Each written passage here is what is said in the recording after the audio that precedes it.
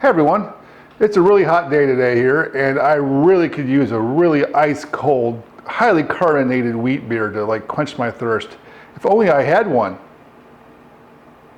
I do. It's Hefeweizen. Let's check this out.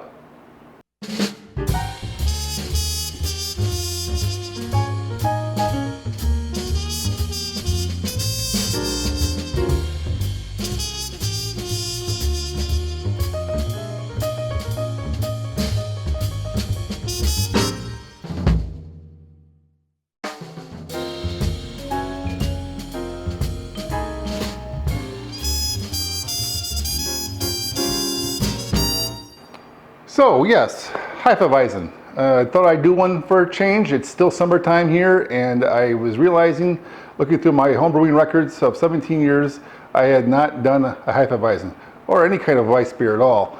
So, well, other than my Belgian wit style beers, which is not Weiss beer, it's a little different style. It's still a wheat beer, but not this style. And I thought I would take a stab at it, and found some style guidelines online, some sample recipes others have done, kind of came up with my own version of this. And it actually turned out really good. So you want to see how I did this and walk through my brew day? Well, let's get moving. Let's take a look at my brew sheet for the day. I'm brewing a Hefeweizen, which is it's a wheat-based beer that's not highly hopped at all. So my recipe list reflects that. And starting with the grain bill here, where I have a wheat malt, which is the majority of the grain bill because it is a wheat beer. I also have a pilsner malt there as a smaller percentage at 4 pounds, so 6 pounds of the wheat, 4 pounds of the pilsen. As well as now going on the hops bill, I got a single hop edition of Hallertau at the 60-minute boil mark. This is just for bittering. There's no flavor or aroma hops in here, which is sort of in the tradition with what a Hefeweizen is. And I'm going to just stick with that for now, and maybe in the future I might make some changes, but this is what I'm starting with. As well as the yeast down here below, I have this, I can't even pronounce it right, the Weihenstephan Weizen yeast, the Y yeast 3068. And I am going to use that. That's the traditional Hefeweizen strain used in many Hefeweizen recipes. As well as a yeast starter, which I normally do for all my beers, a pound of rice hulls to help the sparg and the draining step when I go to lauter the mash tun, so the wheat doesn't gum up the manifold or my false bottom. All right, and some yeast nutrient. So let's put all this together and let's get brewing.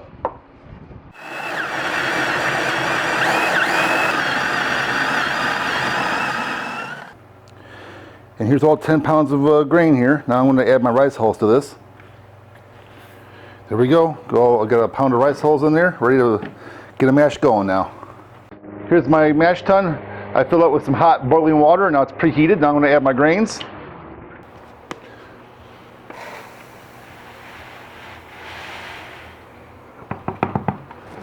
I'm going to add my strike water. All right, let's give it a stir. All right, let's try the temperature. All right, you can see there it's about 151, and give or take a little bit there. That's what I was shooting for, right on the money basically. So that was good. Let's put the lid on and come back in an hour or so. All right, so an hour's gone by. Let's take a look here.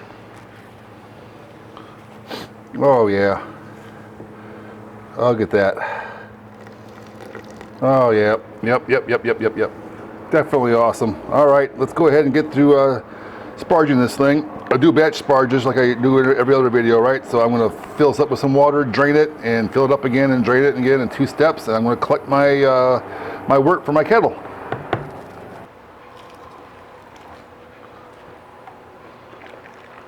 There we go. All right.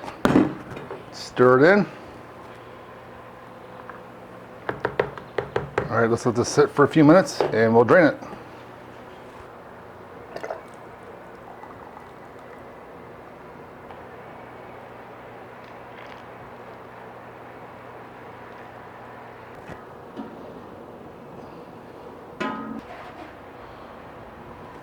All right, I'm done with the second of a batch sparge, so let's see what we got here. exactly 7 gallons, which was what, for my recipe and my equipment, I calculated I needed. I got it exactly on. So that's really cool when that happens.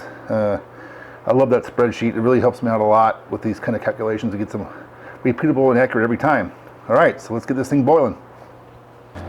All right, so here I am skimming off some of that hot break here.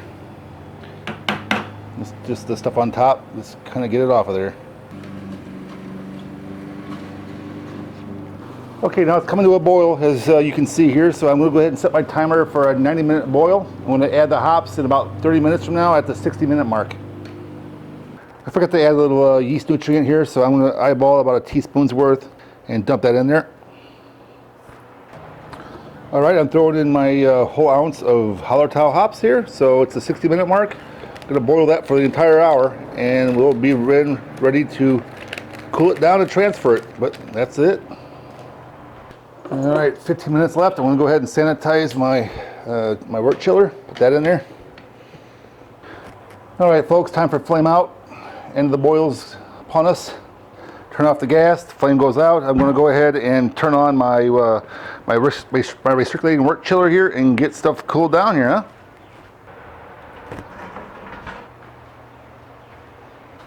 For fermentation, I actually have a separate video that I had done. It was a review of the Fast fermenter by Fast Brewing, and they sent that to me to review, and I used this beer as an opportunity to walk it through its paces, put it through its paces, do my review video of that. So if you haven't seen that video, go check it out after you see this video, and you'll see what I did in terms of fermenting and kegging. But it was pretty straightforward. Transferred my beer from the boil kettle to that fast ferment, oxygenate the wort, add the yeast, transport it downstairs to my basement, ferment there for a couple weeks. Actually, it was more like 2.5 weeks. Then I went ahead and kegged it and carbonated it for another week, up to about, I think about 14 to 15 PSI. All right, folks, it's been about a week since I kegged this thing. It's plenty carbonated, so let's go ahead and give this a pull here. Yeah, I increased the PSI to about 14 to 15 PSI from my 10 to 12 that I normally use, because Hefeweizen is supposed to be a very highly carbonated beer, and it sure looks like it is. Look at that. Oh man, that looks killer. Oh wow. All right, let's drink this. All right, folks, let's give this a taste. Been waiting for a few weeks now, actually, for this thing.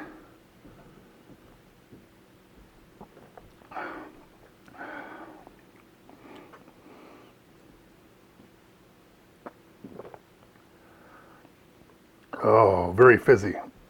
I jacked up the CO2, just like I said before, to about 15 PSI from a normal 11 to 12, and gives a little bit more of a fizz to it, and definitely taste it.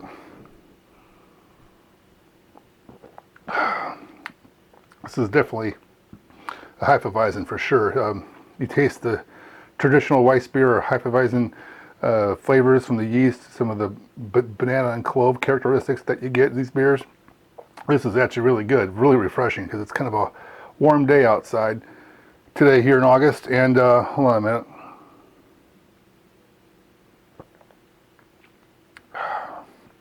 Oh, is that refreshing? I'll tell you, folks, that is good. My first attempt at a Hefeweizen. I actually went back after 17 years of brewing. I went back through all my old records, and I discovered that I had never brewed a Weissbier or a Hefeweizen or anything. The best I've done in terms of wheat beers is my wheat beer that I do all the time, which you've seen the video for in the past. I've done a couple of videos on those here on this channel.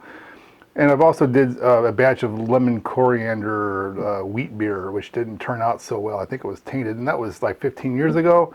So really, for my first time doing this style of beer, it is really impressive. I mean, it's got nice color to it. Tastes just like a Weissbier. I wouldn't know. I'd never know if this was a homebrew or a commercial version from the local bar. I wouldn't know. It is that good. And my first stab at it, and the recipe was just a really basic Hefeweizen recipe I got from a few examples online and reading about the profile of what this beer tastes like, and I kind of followed those guidelines and thought this is, I even named this Hefeweizen #1 on my spreadsheet that you can download at my channel here, thinking that I might be doing several iterations of this, and I probably still will, but I tell you, for my first time, I am very impressed, and this is such an awesome beer. Wow, man, that is killer. Well, anyway, thanks for watching. I hope you enjoyed this. I hope you learned something along the way. If you like what I'm doing here, like this video, subscribe to my channel if you haven't yet done it.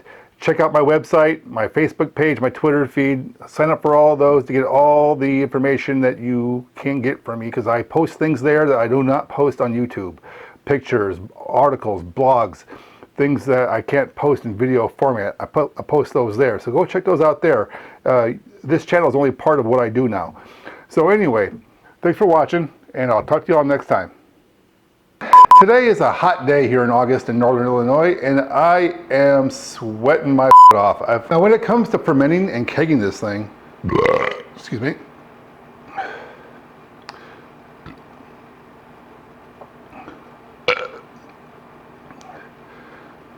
it's highly carbonated. What can I say? Thanks for watching. Be sure to check out other videos on my YouTube channel, and don't forget to